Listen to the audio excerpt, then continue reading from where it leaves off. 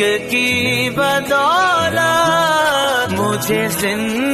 السلام علیکم ورحمۃ اللہ وبرکاتہ۔ الحمد للہ رب العالمین والصلاة والسلام علی سید الانبیاء والمرسلین وعلی آلہ الطیبین الطاہرین واصحابہ الاکرمین اجمعین، اما بعد۔ ملت، برادران عزیز، آپ نے بہت دیر سے متعدد مختلف علماء کرام سے، قائدین سے، قانون شریعت کہتا ہے کہ ہر انسان کو، خواہ وہ مشرک ہو، خواہ وہ کافر ہو، خواہ وہ یہودی ہو، خواہ وہ عیسائی ہو، خواہ وہ کوئی مذہب کا کیوں نہ ہو، اس کو اس سرزمین پر جینے کا اور انسانی حقوق کو پانے کا پورا اختیار ہے، سوائے اس مردود کے ملعون کے جو گستاخ رسول ہے، کہ کہتا ہے کہ مذہب کی بنیاد پر اس کو جینے دیا جائے گا، شرک کی بنیاد پر تو جینے دیا جائے گا، لیکن گستاخی کی بنا پر اس کو جینے کا حق نہیں دیا جائے گا۔ یہ قانون شریعت ہے۔ اسی طرح میرے بزرگ اور دوستو، اللہ نے اپنے حبیب پاک علیہ السلام کے بارے میں ارشاد فرمایا کہ وَرَفَعْنَا لَكَ ذِكْرَكَ، کہ ہم نے آپ کے ذکر کو بلند کیا ہے، تو اب دنیا کی کوئی طاقت آپ کے ذکر کو گھٹا نہیں سکتی، آپ کے ذکر کو مٹا نہیں سکتی، کیونکہ اللہ نے آپ کے ذکر کو بلند کیا ہے۔ پھر اسی طرح دوسری جگہ اللہ ارشاد فرماتا ہے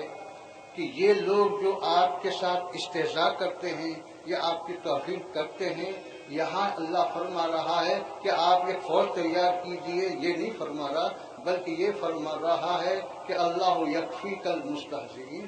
کہ ان استہزاء کرنے والے، ان گستاخی کرنے والوں کے لیے اللہ کی ذات کافی ہے، کوئی آپ فکر نہ کیجیے۔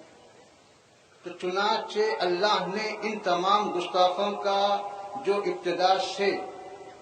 گستاخی کرتے آئے اور آج تک کرتے آ رہے ہیں، ان سب کو اللہ نے عبرتناک سزا دی، عبرتناک عذاب دیا۔ تفصیلات میں گئے بغیر صرف ایک ہی بات عرض کروں گا کہ حضور پاک علیہ السلام نے ہدایت کے لیے قیصر روم کو جو ہے خط لکھا، ایران کے بادشاہ کسریٰ کے نام پر آپ نے خط لکھا۔ قیصر روم نے ایمان تو نہیں لایا، لیکن آپ کے خط کا احترام کیا اور اس خط کو اپنے نزدیک، اپنے خاندان میں، اپنی حکومت میں ایک عظمت کے ساتھ رکھا۔ تاریخ بتاتی ہے کہ ایمان تو نہیں لایا، لیکن آپ کے خط کے احترام اور تعظیم کی وجہ سے اللہ نے اس کے خاندان میں کئی نسلوں تک حکومت کو باقی رکھا، اگرچہ کہ کفر تھا، لیکن عظمت مصطفیٰ کی وجہ سے حکومت کو کئی نسلوں تک باقی رکھا۔ اسی طرح ایران کے بادشاہ کے پاس جب خط گیا تو اس نادان نے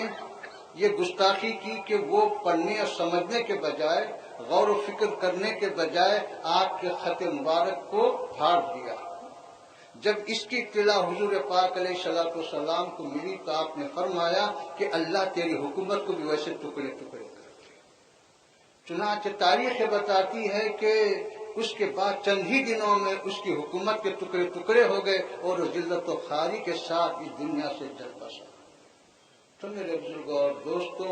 یقیناً اللہ تو ان ظالموں کا بدلہ لینے والا ہے، اور اللہ نے وعدہ کیا ہے کہ میں اس طرح ان کے لیے کافی ہوں، لیکن ہم کو اپنے غلامی کا ثبوت دینے کے لیے اور اپنے ایمان کی حرارت کو ظاہر کرنے کے لیے اس طرح سے جو ہے کام کرنا ہے کہ ہم اپنے حضور پاک علیہ السلام کی شان اقدس میں کسی طرح کی کوئی گستاخی کو برداشت کرنے والے نہیں ہیں۔ اس کے لیے ہم کو کیا کرنا چاہیے، یہ تو تفصیلی معاملہ ہے، اس میں فی الوقت کوئی گفتگو نہیں کی جا سکتی، لیکن یہ بات یاد رکھیے کہ دشمن نے پہلے ہم کو دین سے دور کرنے کی کوشش کی،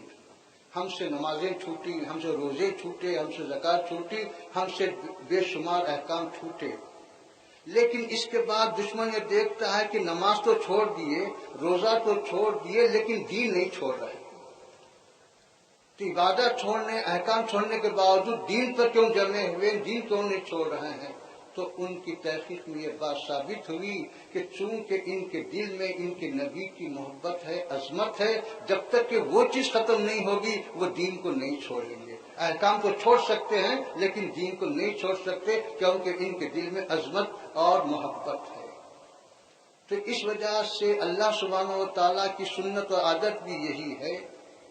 کہ نبی کو کسی قوم میں کسی دوسری جگہ سے لا کر نہیں مقرر فرمایا کہ تم اس قوم کی ہدایت دو،